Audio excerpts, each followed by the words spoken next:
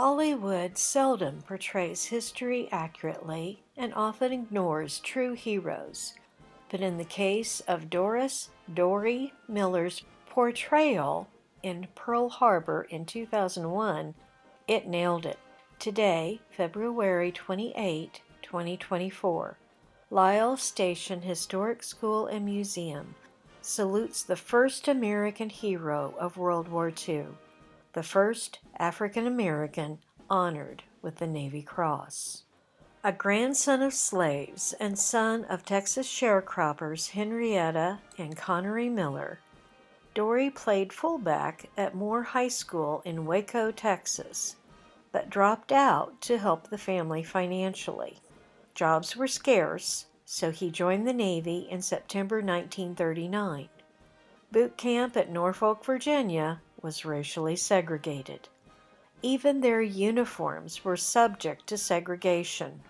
The buttons on their uniforms were plain, not the official button, with the Navy insignia of an anchor entwined with a chain. Following his training in 1939, Doris Miller was assigned to the USS Pyro, an ammunition ship based in Norfolk, Virginia, first serving as a ship's cook, third class.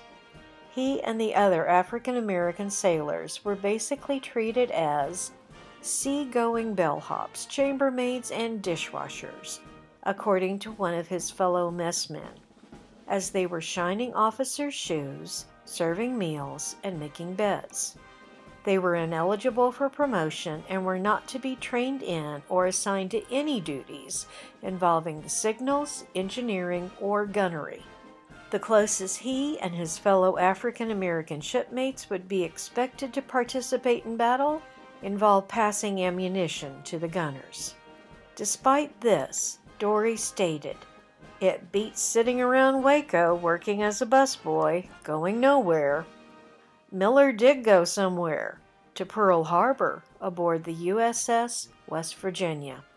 Standing 6'3" and weighing over 200 pounds, Miller earned the respect of the rest of his crew through boxing, recognized as the USS West Virginia's heavyweight boxing champion. He also found himself in the midst of the attack by the Japanese aircraft. December 7, 1941. Dorie Miller was below deck, doing laundry. Then the torpedoes exploded. Instead of running for cover, Miller, the ship's heavyweight boxing champion, ran to battle, reporting to the ship's magazine, which was already flooded. An officer ordered him to the signal deck to move their commanding officer, Captain Mervyn Sharp Benyon, who was mortally wounded, to a safe location. However, there were no safe locations. 2 bombs and 6 Japanese torpedoes had inflicted heavy damage. A 7th had failed to explode. The portside guns were inoperable, but those on starboard worked. Miller was ordered to feed ammo into a pair of 50 caliber Browning machine guns, and did, with an officer taking control of one of the Brownings. Miller, who had never been trained on operating a Browning and acting on his own without orders, sprang into action on the deck covered with oil and flames. He opened fire. Lieutenant Commander Johnson praised Miller's actions, stating he handled the Browning as a pro, blazing away as though he had fired one all his life. Miller downplayed his efforts, stating, "I just pulled the trigger and she worked fine." Miller explained, "When the Japanese bombers attacked my ship at Pearl Harbor, I forgot all about the fact that I and other Negroes can be only messmen in the Navy and are not taught how to man an anti-aircraft gun."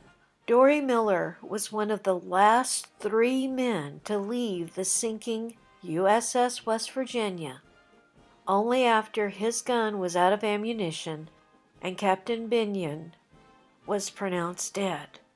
Dorie Miller saved lives that day, defending the ships from the attacking Japanese aircraft and then pulling his fellow sailors from the flaming oil covering the waters surrounding the ships. When the USS West Virginia sailed into Hawaii, it boasted 1,541 crew members. That fateful day, 106 died, with 52 wounded. 8 American battleships were in the harbor that day. 7 sank or were badly damaged. While Dorie did not receive the Medal of Honor at the time, he did receive the Navy Cross, the second highest award for military service for his bravery that day, the first African American member of the Navy to be so honored. Admiral Chester Nimitz pinned the Navy Cross to Miller's pocket, noting, "This marks the first time in this conflict that such high tribute has been made in the Pacific Fleet to a member of his race, and I'm sure that the future will see others similarly honored for brave acts."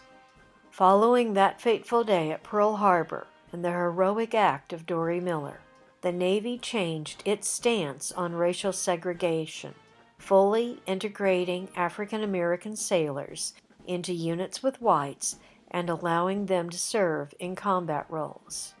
Tragically, in November 1943, Miller was aboard the USS Liscombe Bay when it was struck by a Japanese torpedo in the Pacific Ocean.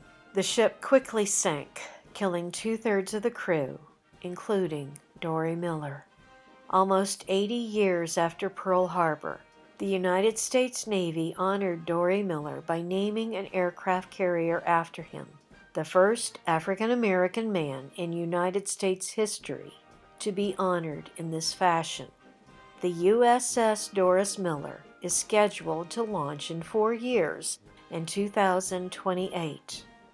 According to Acting Navy Secretary Thomas B. Maudley, this carrier will be the most powerful ever built, appropriate for the powerful man who defended his country and served as a catalyst for the civil rights movement and integration of the United States military.